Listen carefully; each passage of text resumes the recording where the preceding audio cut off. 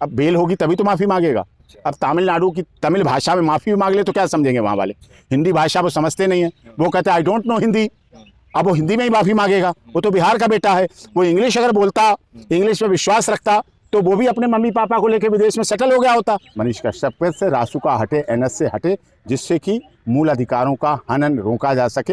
NS से एक सैनिक के पुत्र का, एक सैनिक के बेटे का, एक सैनिक का खुद का खून क्या इतना ख़राब हो जाएगा कि उसका बेटा राष्ट्रीय सुरक्षा के लिए खतरा बन जाए? एक पत्रकार के साथ ऐसा नहीं होना चाहिए। बिहार सरकार जो भी ऐसा कर रही है, अगर बदले की भावना से कर रही तो ऐसा नहीं होना चाहिए। तेजस्वी यादव जी अच्छे सुलझे हुए युवा है, उन्हें भी अपनी विचारधारा में बदलाव और परिवर्तन लाना। तमिलनाडु सरकार तो कह रही है कि भाई इन्होंने दो राज्यों के बीच में झगड़ा लाने की कोशिश की थी, प्रवासी मजदूर को ये कहा गया कि वहाँ फांसी लगा के मारा गया, किसी को मारा गया। ये मनीष कश्यप ही नहीं कह रहा है, ये दैनिक रिनाउंड हिंदी न्यूज़पेपर हिंदुस्तान, अमृत बाजार पत्रिका, दैनिक भास्कर, दैनिक प्रभात, अमर उजाला और कई न्यूज़ चैनल, उन्होंने इस बात को कहा, उन्होंने इस बात को खबर को दिखाया, तब उसने कहा। और ये बात मनीष कश्यप ने भी कही, ये बात आदरणीय बिहार के मुख्यमंत्री नीतीश कुमार जी ने भी कही, अपने ट्वीट में भी कही, वो भी ऑन रिकॉर्ड है।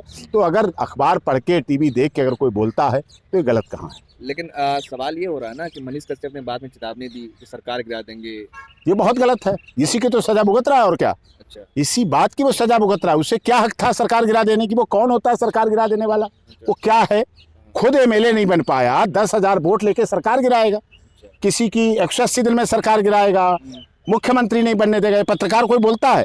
आप यहाँ सुप्रीम कोर्ट के लॉन में खड़े हैं, यहाँ सरकारें गिरती भी हैं और सरकारें संभलती भी हैं, सरकारें बचती भी हैं और सरकारें धाराशायी भी होती हैं, लेकिन यहाँ के पत्रकार तो कोई नहीं बोलते ऐसा कि सरकार गिरा देंगे। ये तो नहीं वादा करते, ये तो नहीं अपने दर्शकों को दिखाते हैं कि सरकार गिराना। अब आप उसको बोल रहे हैं सरकार जो उप मुख्यमंत्री है, जिसकी माताजी मुख्यमंत्री रही, जिसके पिताजी मुख्यमंत्री रहे, जिसके पिताजी रेल मंत्री रहे, भाई मंत्री है, बहन सांसद, तो फिर उसको क्या गिरा देंगे? लेकिन तेजस्वी यादव को सोचना चाहिए, उसके बचपने उसमें ये अतिशय था, विश्वास था, और विश्वास हमें तो यही लगता है उसको तेजस्वी यादव पे बहुत भरोसा था, बहुत विकट भरोसा रहा होगा कि हमारा नेता है, हमारा ये है वो है और इसीलिए हम कुछ भी बोल सकते हैं। लेकिन ऐसा नहीं बोलना चाहिए। एक सवाल सर बहुत ज़्यादा उछल रहा है कि बोला जाता है कि मनीष कश्यप पत्रकार नहीं है सर, जिस तरह से कोर्ट में खुद बोले हैं वकील। हाँ, बिहार सरकार ने कहा, चुनाव लड़ चुके हैं। हाँ, चुनाव लड़ चुका है। अब देखो, चुनाव लड़ना अपराध है, तो अगर चुनाव लड़ना अपराध है, मनीष कश्यप ने किया। अगर यूट्यूब चलाना अपराध, बनाना अपराध है तो किया। अगर चलाना अपराध है तो किया। हाँ, चुनाव में कुछ गलत बात बोलना अपराध है, यूट्यूब चैनल पर गलत चीज़ चलाना, गलत कंटेंट्स चलाना, देश के खिलाफ कंटेंट्स चलाना, देश राष्ट्र की सुरक्षा के लिए खतरा पैदा करने वाले कंटेंट चलाना गलत है, हम भी कहते हैं गलत है। लेकिन किसी भी व्यक्ति को, चलो वो पत्रकार भी नहीं, वो नेता भी नहीं, वो सैनिक का भी पुत्र नहीं, क्या वो बिहार का नागरिक नहीं है? क्या हमारा भारत का संविधान नागरिकों के मूल अधिकारों की रक्षा के लिए नहीं है? क्या हमारी माननीय सर्वोच्च न्यायालय देश के नागरिकों की मूल अधिकारों की रक्षा के लिए नहीं बना है?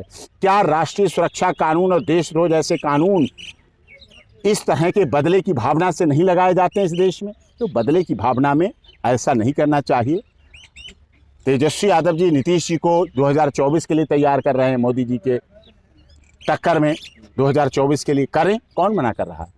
लेकिन उसमें ककड़ी के चोर को कटारी से नहीं काटना चाहिए। उसने बोला है गलत, लेकिन भाव गलत नहीं रहा होगा। उसने ऐसा कहा है गलत, उत्तेजना में कह दिया, अति आवेश में कह दिया, उसकी सज़ा कितनी दोगे आप? इतने दिन से तो जेल में है। बहुत लोगों ने माफ़ी मांगी थी, मनीष कश्यप माफ़ी क्यों नहीं मांग रहे थे? अपने मौके पर समझाते क्यों नहीं आप? अब बेल होगी तभी तो माफ़ी मांगेगा। अब तमिलनाडु की तमिल भाषा में माफ़ी भी मांग ले तो क्या समझेंगे वहाँ वाले? हिंदी भाषा वो समझते नहीं है, वो कहते हैं आई डोंट नो हिंदी।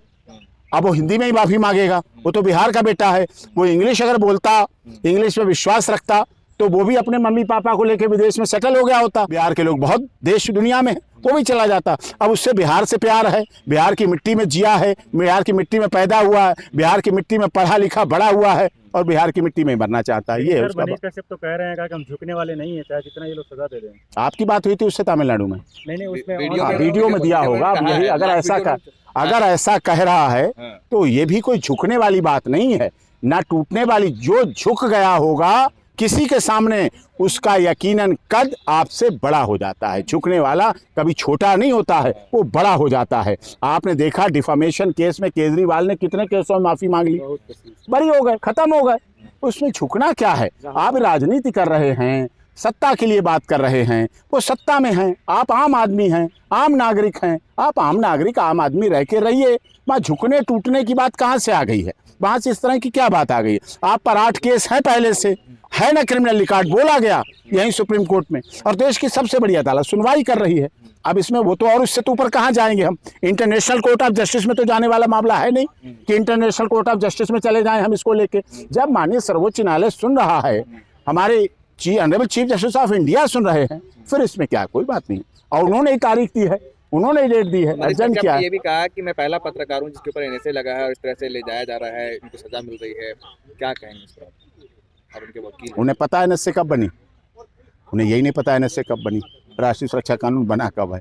ये बातें अतिशोक्ति में ऐसे नहीं करना चाहिए। इस देश में पता नहीं कितने राजनेताओं पे रासुका लगी। संत रामपाल दास जी महाराज, मैंने केस लड़ा, 950 लोगों पर राजद्रोह केस लगा, 950 फॉलोअर्स पर हमने लड़ा, सब में बेल कराई, बाहर कराए, न्याय मिला। राजद्रोह केस कितने लोगों पे लगता है?